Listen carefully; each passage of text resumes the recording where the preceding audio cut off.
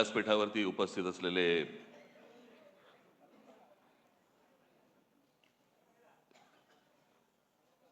शिवसेनेचे पक्षप्रमुख उद्धव ठाकरे, माझे मित्र आणि शिवसेनेचे नेते खासदार संजय राऊत आणि माझ्या जमलेल्या सर्व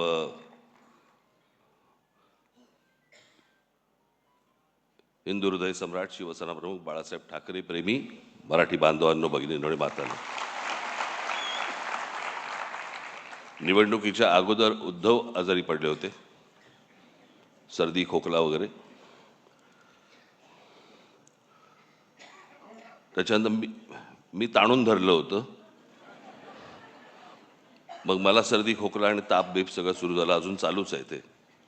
मी काल पण त्यांना म्हटलं होतं, मी कसं मला काय म्हटलं, मला फार बोलता नाही येणार, कारण शब्दांवरचे अनुस्वार सर्दीमुळे गेलेत. सोमवार, मंगळवार वगैरे असं सगळं होतं. माझे फॅमिली डॉक्टर आहेत, डॉक्टर यादव म्हणून, मराठी यादव.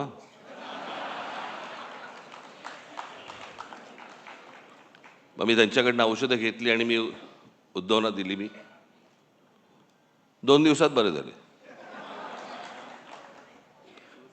मी औषध घेतोय त्यांच्याकडनं 6 दिवस झाले, अजून काही नाही. मी परवा दिवशी यांना फोन केला, म्हटलं माझ्या डॉक्टरनी पक्ष बदलला की काय आईला.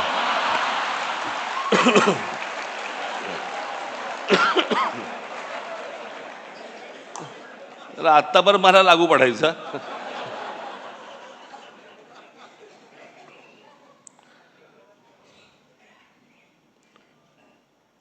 आज माननीय बाळासाहेबांचं जन्मशताब्दी वर्ष सुरू होत आहे. आज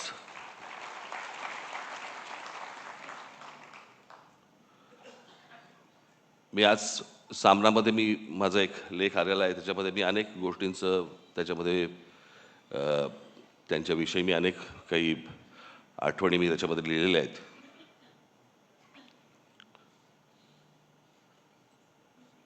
खरं तर त्या व्यक्तीला कसं पाहायचं हे अनेकदा माझ्यासमोर, किंवा त्या व्यक्तीला कसं मांडायचं हे माझ्यासमोर अनेकदा प्रश्न उभे राहतात.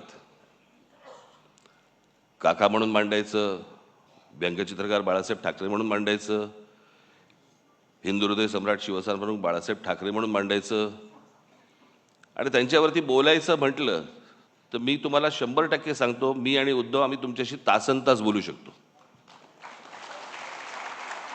तासनतास. मी मागे त्यांच्यात एका तैलचित्राचं अनावरणाच्या वेळेला मी सांगितलं होतं की खूप किस्से असे आहेत त्यांचे मला सांगता पण नाही येणार. आणि न सांगण्याचं कारण म्हणजे भाषा. तुम्हाला माहीत नव्हते ते काय होते ते. तुम्हाला अनेकदा भाषणांमधून अशी छोटी छोटी झलक मिळाल्या होत्या.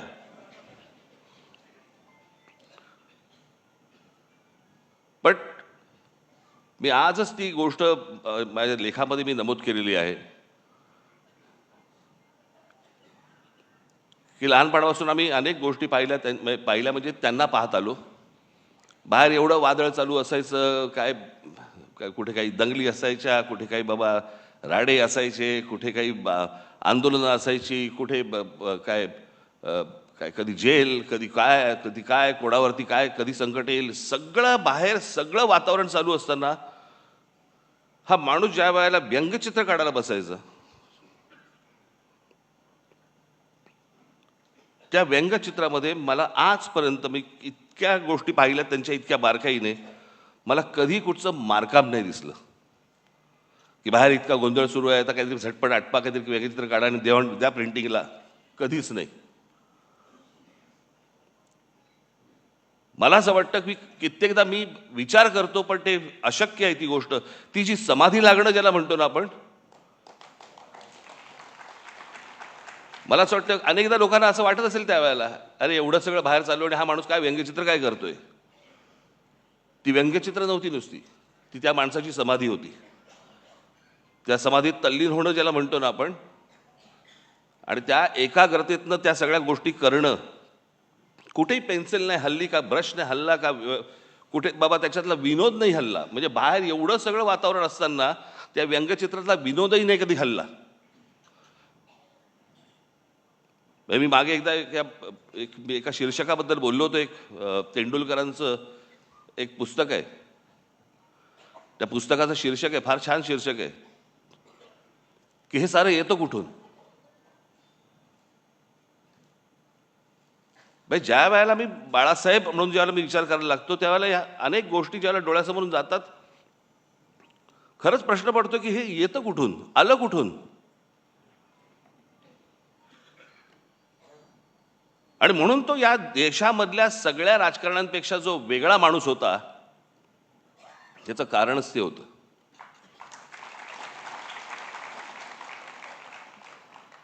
मी त्याच लेखात म्हटलं एवढं सगळं बाहेर वातावरण, सगळं राजकीय गोष्टी घडत असताना एक आर्टिस्ट, एक कलाकार त्याची कलाकृती सादर करतोय, कलाकृती काढतोय, त्याला एक आकार देतोय.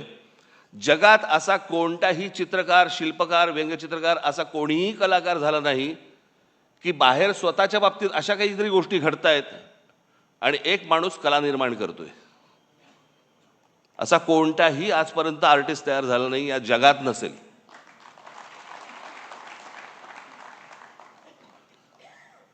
त्यांचे तर्क असायचे. मला तर आजची ही परिस्थिती पाहिली, राजकारणाची परिस्थिती पाहिली. मी त्या दिवशी माझ्या भाषणामध्ये म्हटलं की आज इथे बाळासाहेब असायला पाहिजे होते. पण आज महाराष्ट्राची आणि देशाची जी राजकीय परिस्थिती निर्माण झालेली आहे, म्हणजे गुलामांचा बाजार, आणि हे सगळं महाराष्ट्रामधलं सगळं चित्र पाहिल्यानंतर कुठेही जा तुम्ही, हे सगळं चित्र पाहिल्यानंतर आज मला असं वाटतंय बाळासाहेब नाही येत ते बरं आहे.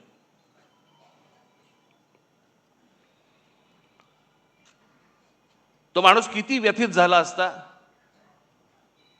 त्या माणसाला काय त्रास झाला असता की हे सगळं चित्र आज जे महाराष्ट्रामध्ये उभं राहिलेलं दिसतंय समोर, की जसे ते पूर्वी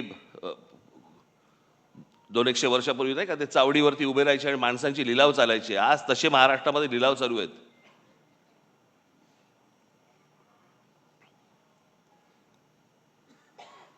आज अनेक ठिकाणी तुमच्या बाहेरच्या सगळ्या जिल्ह्यांमध्ये, कल्याण डोंबिवली असेल, इतर ठिकाणी माझं उद्धव ठाकरे आणि माझं संजय राऊतांची बोलणं झालं. शिसारी आली, शिसारी.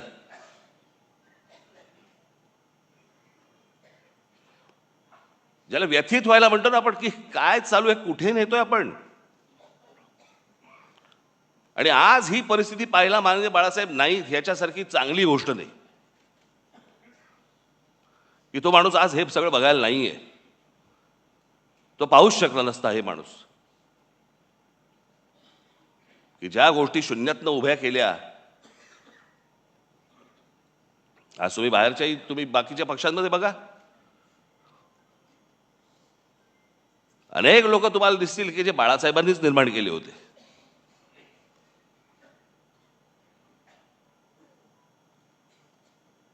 पण ज्या गोष्टी घडत जात आहेत, ज्या गोष्टी घडत गेल्या,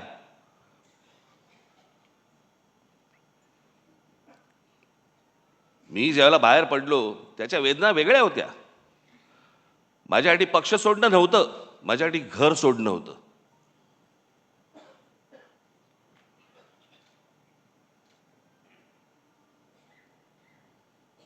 पण त्या सगळ्या गोष्टीला आता एक 20 वर्षाचा काळ निघून गेलाय. अनेक गोष्टी मलाही उमजल्या, अनेक गोष्टी मला सोडून उद्धवनही उमजल्या असतील. द्या सोडून ते आता.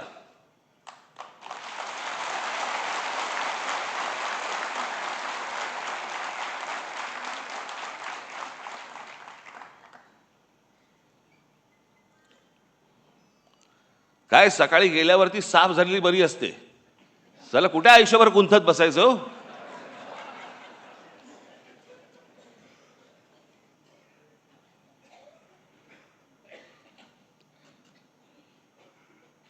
पण मला असं वाटतं की एकदा मी बाळासाहेब ठाकरे, मला एकदा ह्या विषयावर मला व्याख्यानच द्यायला आवडेल. आणि त्या माणसाचे सगळे पैलू मला तुमच्या समोर एकदा मांडायचे. म्हणजे ती जी आपण हत्तीची गोष्ट बोलतो ना, कोणाला शेपूट अशी वाटते, कोणाला कान असे वाटतात, कोणाला सोंड अशी वाटते. बाळासाहेब ठाकरे तशी व्यक्ती होती. प्रत्येकाला वाटलं की हा माणूस असा आहे, प्रत्येकाला वाटलं हा असा आहे असा आहे. तो माणूस कसा होता हे जगाला कळलंच नाही. आम्ही घरातले असून आम्हाला नाही कळलं, तुम्हाला कुठून कळणार?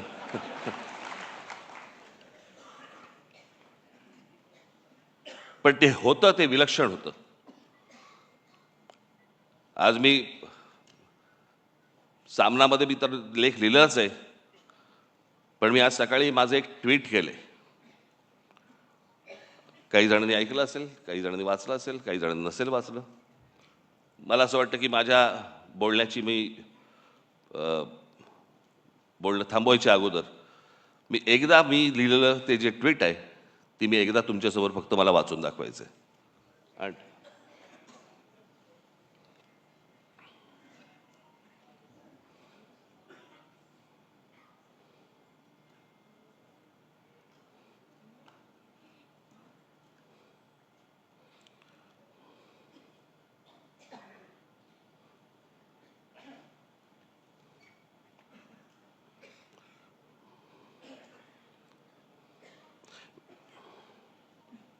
वेळेवर न सापडणं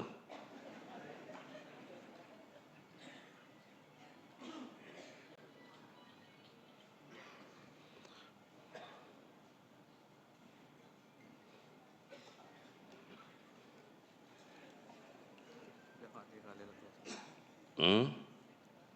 हं.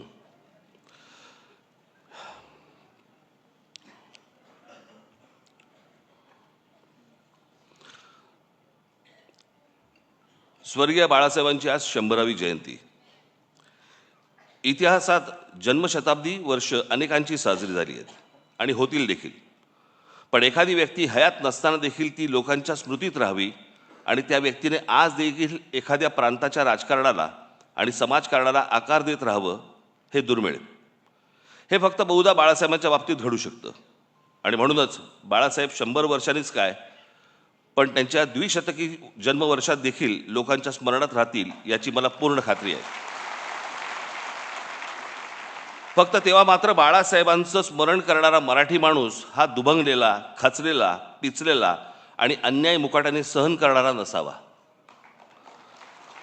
आज निष्ठा सहज विकल्या जातात, तत्व सहज फेकून दिली जातात आणि राजकारण हे पूर्ण व्यवहारी झालं आहे.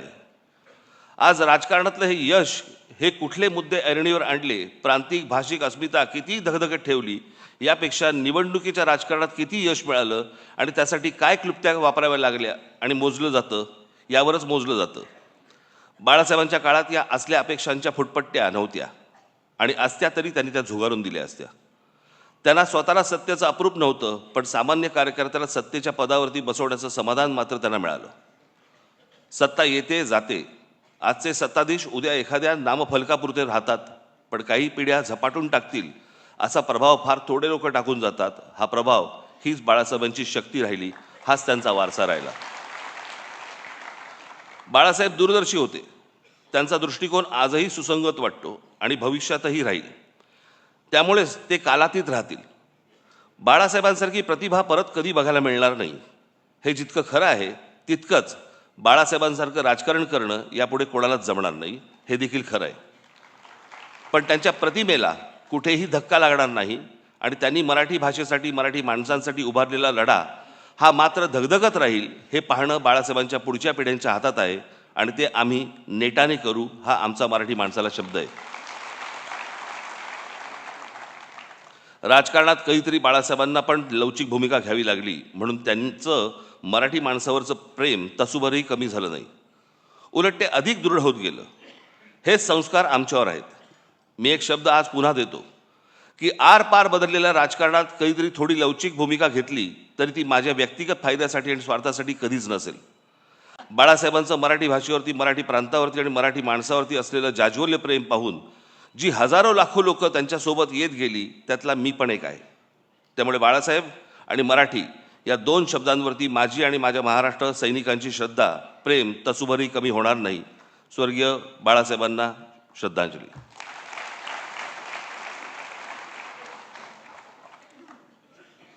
मला एकच छोटासा प्रसंग मला आठवतो, प्रमोद महाजनांनी सांगितलेला.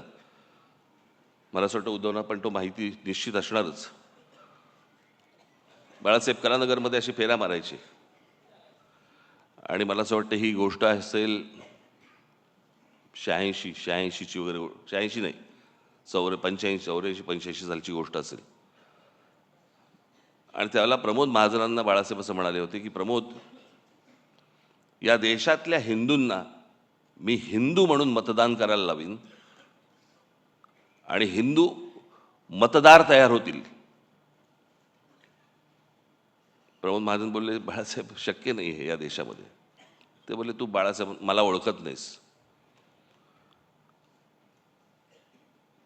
आणि बाळासाहेबांनी या देशामध्ये हिंदूंना, हिंदू एक राजकीय शक्ती बनू शकते हे या देशामध्ये बाळासाहेबांनी सिद्ध करून दाखवलं. तोपर्यंत इतरांना कोणाला माहीत पण नव्हतं, कल्पना देखील नव्हती, भारतीय जनता पक्षाला देखील नाही. पण ज्या माणसाने, अर्थात त्यावेळेचं वातावरणच वेगळं होतं. त्यावेळेला वातावरण हे काही तयार केलेलं वातावरण नव्हतं, ते झालेलं वातावरण होतं. आणि त्या वातावरणामध्ये त्या बाळासाहेबांनी ज्यावेळेला तो विचार ज्यावेळेला या देशामध्ये फुंकला आणि त्याच्यानंतर जे यश सर्वार्थाने यायला लागलं, आज जर बाळासाहेब असते आणि तो जो हिंदुत्वाचा आज जो काही इतर सगळ्या ठिकाणी जो काही बाजार मांडून ठेवलेला आहे, तो पाहिला असता निश्चित व्यथित झाले असते की अरे मी काय बोलून गेलो, मी काय सांगत होतो, मी तुम्हाला काय म्हणत होतो आणि हे आता कुठच्या परिस्थितीमध्ये तुम्ही आणलं. एखादी गोष्ट, एखादा माणूस ज्यावेळेला ती घडवतो, ती घडवल्यानंतर त्याचं पुढे बाकीचे लोक काय करतात, हा एक देश, हे एक्झाम्पल आहे, त्याचं उदाहरण आहे त्याचं. पण मला असं वाटतं की बाळासाहेबांनी ज्या तडफेने, ज्या निष्ठेने ते विचार जे मांडले, खास करून महाराष्ट्रामध्ये मराठी माणसाबद्दलची मांडले, हिंदूंना त्यांनी हिंदू म्हणून जागृत केले, पण दुसऱ्यांचे वाभाडे काढण्यासाठी नव्हे, स्वतःच्या स्वाभिमानासाठी उभे केले.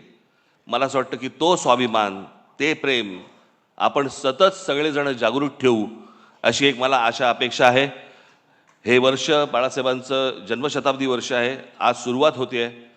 मलाही काही कल्पना सुचतील, मला असं वाटतं उद्धवनाही सुचतील, तुम्हालाही काही सुचतील. मला असं वाटतं की एक येणाऱ्या पिढ्यांसाठी एक आदर्श असं एक वर्ष आपण लोकांसमोर ठेवू, आणू आणि त्यांच्यासमोर आपण बाळासाहेब काय होते हे मांडण्याचा आपण जास्तीत जास्त चांगला प्रयत्न आपण याच्यापुढे करूया.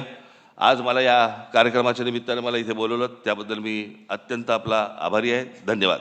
जय हिंद, जय महाराष्ट्र.